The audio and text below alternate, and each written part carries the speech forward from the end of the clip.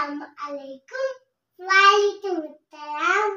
मेरा नाम है रोहिहा सिद्दीकी। मेरा नाम अल-हाकिरी थी। मैं आपको सिखाऊंगी प्यारे नबी सल्लल्लाहु अलैहि वसल्लम की सुन्नतें और दुआएं और इस्लामी मालूमात। क्या आपको पानी पीने की सुन्नतें आती हैं? नहीं। अच्छा, मैं आपको बताती हूँ।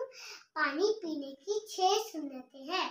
नंबर 1, पानी हमेशा दाएं हाथ से पिए। नंबर 2, पानी बैठ कर पिए। नंबर 3, पानी पीने से पहले हमेशा बिस्मिल्लाहिर्रहमानिर्रहीम कहकर पीना चाहिए। नंबर 4, पानी पीने से पहले उसको देख लेना चाहिए ताकि उसमें कोई तकलीफ वाली चीज ना हो। पानी 3 सांसों में पिए। नंबर 6, पानी पीने के बाद अल्हम्दुलिल्लाह कहना चाहिए। अगर आपको हमारी वीडियो अच्छी लगे तो लाइक करें और शेयर करें और